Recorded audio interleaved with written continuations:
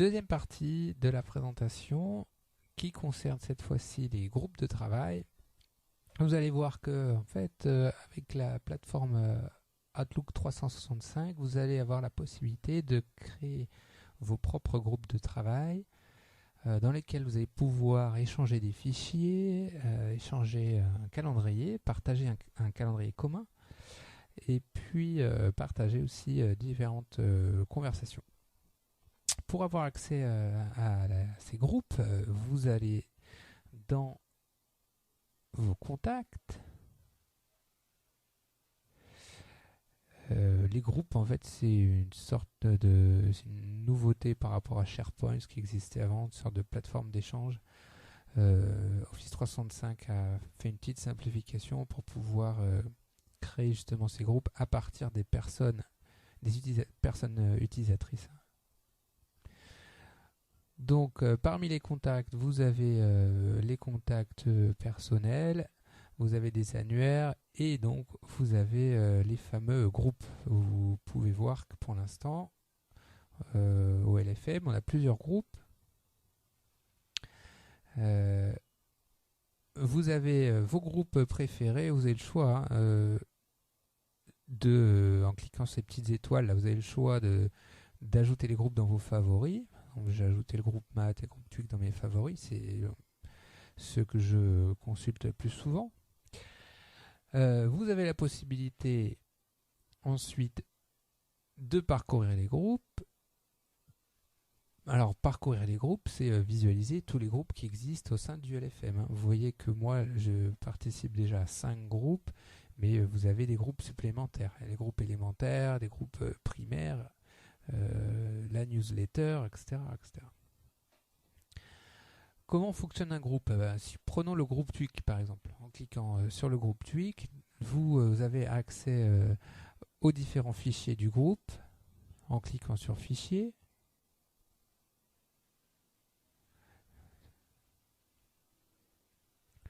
Ça prend un peu de temps encore une fois. On va essayer d'y arriver.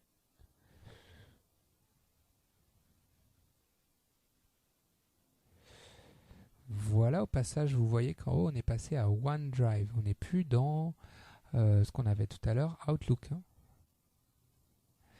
Donc dans OneDrive, vous avez les fichiers qui sont partagés dans le groupe. Alors vous voyez ici d'ailleurs, dans le OneDrive, vous avez accès au groupe Twig, mais maintenant si je veux voir les fichiers que je partage, par exemple dans le groupe AP seconde, je clique sur le groupe AP seconde et vous allez avoir les différents fichiers.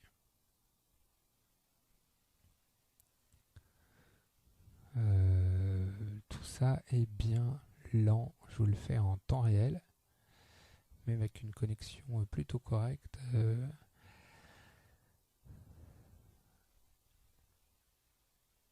Prend un peu de temps. Bon, passons.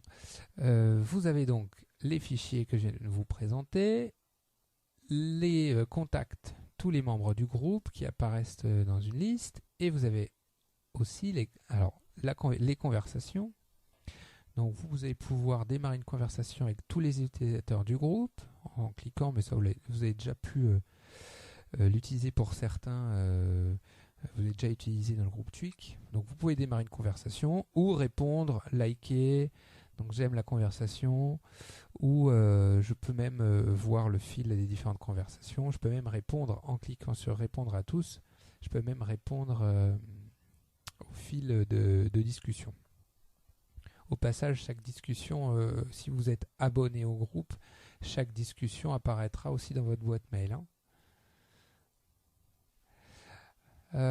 Vous avez aussi accès au calendrier. Donc pour chaque groupe, vous voyez qu'on est toujours dans Outlook.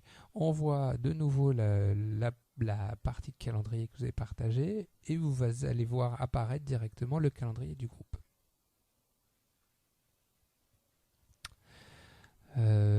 Qu'est-ce qu'on peut avoir d'autre?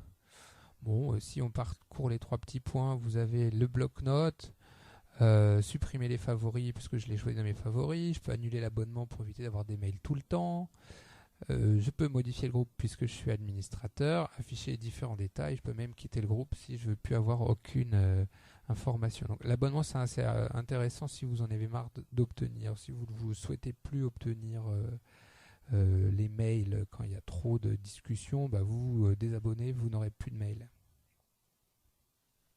Bon, là on a perdu le SharePoint, les fichiers. Quand vous avez une telle situation, bah vous actualisez la page et on devrait voir apparaître cette fois-ci de nouveau.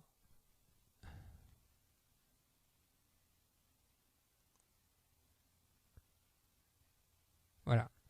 Donc on voit apparaître les fichiers du groupe AP seconde.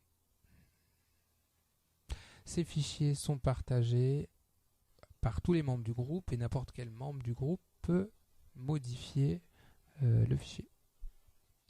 Alors voilà ce qui nous intéresse. Ce qui va nous intéresser, nous, ça va être la possibilité de créer différents groupes. Alors des groupes de professeurs, comme on a pu le faire en maths, pour partager tout un tas d'informations. Alors je vais peut-être revenir ici notamment sur les fichiers pour y voir plus clair, puisque le calendrier c'est pas très intéressant. Hop. Donc vous allez pouvoir partager des fichiers, par exemple partager des logiciels ou les textes officiels, choses comme ça. Vous allez aussi pouvoir créer des groupes avec les élèves pour échanger des documents, travailler sur des documents communs en travail collaboratif. Donc vous avez tout un tas de possibilités qui se présentent à vous. Alors comment créer un groupe? Il suffit de cliquer sur le petit plus et vous voyez que pour créer un groupe, de nouveau on jongle et on arrive sur la boîte de messagerie Outlook.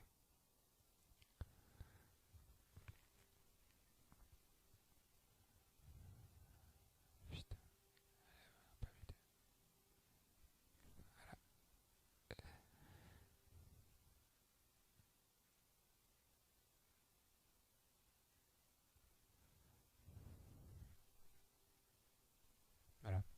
Alors pour créer un groupe, vous voyez qu'il y a plusieurs informations à renseigner. Déjà, il faut commencer par choisir un nom. Je propose la nomenclature suivante: groupe professeur GP, groupe élève G, on va mettre groupe classe, ce sera plus simple, groupe classe GC, 15-16 pour l'année, et puis ensuite vous mettez ce que vous voulez. Par exemple, si je veux faire un groupe professeur GP de l'année 2015-2016 pour l'histoire des arts, vous voyez que l'identifiant du groupe est le même que le nom choisi. On peut ajouter une description. C'est un groupe de partage des ressources en histoire des arts. La confidentialité, si votre groupe est public, tout le monde peut afficher le contenu. Donc bon, voir. Afficher, c'est bien voir le contenu. Privé, seuls les membres peuvent afficher le contenu. Donc je veux que ce soit un groupe privé. Une option qui est intéressante, en cochant la case en bas à droite, abonner les nouveaux membres du groupe. Donc je vous recommande de cocher cette case-là afin que tous les membres puissent recevoir par email les différentes notifications, les différentes informations du groupe. Une fois que vous avez créé ce groupe, vous cliquez sur la petite disquette. Donc une fois que ce groupe a été créé, vous allez ajouter des membres. Alors pour ajouter des membres, eh bien, on va ajouter qui travaille en histoire des arts: Gérald, Mathias, Daniel Boucard. Puis on va en rajouter moi-même qui ai créé le groupe. Je n'ai pas besoin de m'ajouter. Je crois que là on a à peu près tout le monde.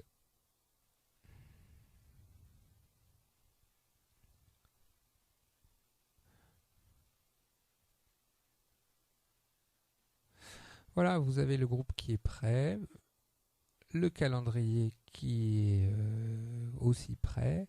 On va pouvoir partager des fichiers et on va pouvoir démarrer une conversation.